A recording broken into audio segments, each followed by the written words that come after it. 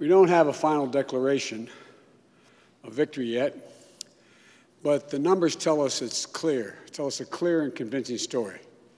We're going to win this race. Just look at what has happened since yesterday. 24 hours, we were behind in Georgia. Now we're ahead, and we're going to win that state. 24 hours ago, we were behind in Pennsylvania, and we are going to win Pennsylvania. And now we're ahead, but we're winning in Arizona, we're winning in Nevada, and in fact, our lead just doubled in Nevada. We're on track to over 300 electoral votes, electoral college votes. And look at the national numbers. We're going to win this race with a clear majority of the nation behind us. We've gotten over 74 million votes. Let me repeat that, 74 million votes. That's more than any presidential ticket has ever gotten in the history of the United States of America. And our vote total is still growing. We're beating Donald Trump by over 4 million votes. And that's a margin that's still growing as well. One of the things I'm especially proud of is how well we've done across America. And we're going to be the first Democrat to win in Arizona in 24 years. We're going to be the first Democrat to win Georgia in 28 years. And we've rebuilt the blue wall in the middle of the country that crumbled just 4 years ago. Pennsylvania, Michigan, Wisconsin, the heartland of this nation. I know watching these vote tallies on TV moves very slow, and as slow as it goes, it can be numbing. But never forget, the tallies aren't just numbers. They represent votes and voters, men and women who exercise their fundamental right to have their voice heard. And what's becoming clear each hour is that record number of Americans of all races, faiths, religions chose change over more of the same. They've given us a mandate for action on COVID, the economy, climate change, systemic racism. They made it clear they want the country to come together, not continue to pull apart. The people spoke, more than 74 million Americans, and they spoke loudly for our ticket. But while we're waiting for the final results, I want people to know we're not waiting to get the work done and start the process. Yesterday, Senator Harris and I held meetings with groups of experts on public health and the economic crisis this country is facing. The pandemic, as you also know, is getting more worrisome all across the country. Daily cases are skyrocketing, and it's now believed that we could see as many as 200,000 cases in a single day. The death toll is approaching 240,000 lives lost to this virus. That's 240,000 empty chairs, kitchen tables, and dining room tables all across America.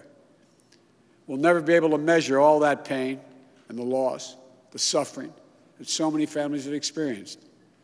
We know something about what it feels like to lose someone.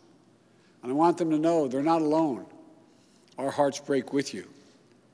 I want everyone to know on day one, we're going to put our plan to control this virus into action.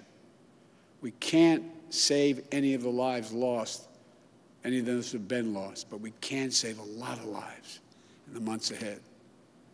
Senator Harris and I also heard yesterday about how this recovery is slowing because of the failure to get the pandemic under control. More than 20 million people are on unemployment. Millions are worried about making rent and putting food on the table.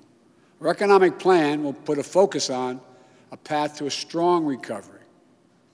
Look, we both know tensions are high. They can be high after a tough election, one like we've had.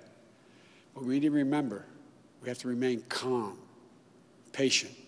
Let the process work out as we count all the votes. You know, we're proving again what we've proved for 244 years in this country. Democracy works. Your vote will be counted. I don't care how hard people try to stop it. I will not let it happen. The people will be heard. Our journey is toward a more perfect union, and it keeps moving on. In America, We hold strong views.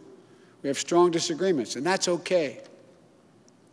Strong disagreements are inevitable in a democracy, and strong disagreements are healthy. They're a sign of a vigorous debate, of deeply held views.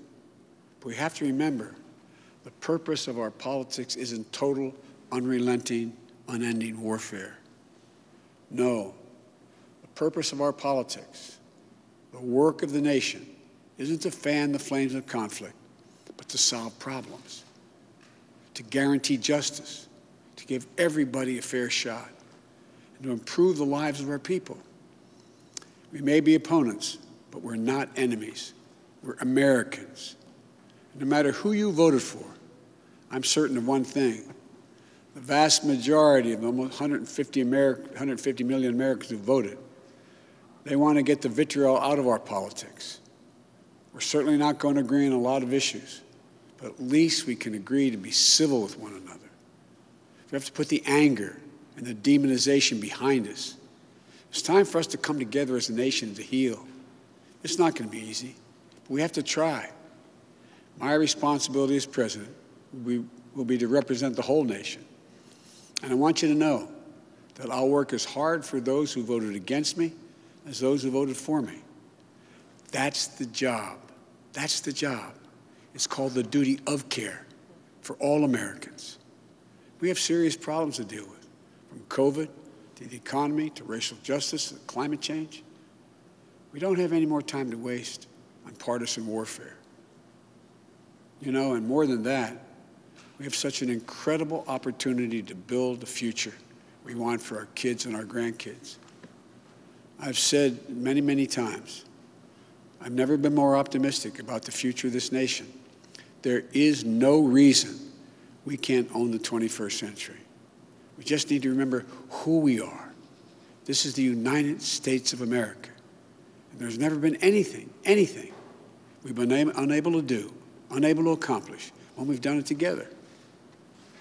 I hope to be talking to you tomorrow. I want to thank you all, and may God bless you, and may God protect our troops. Good night.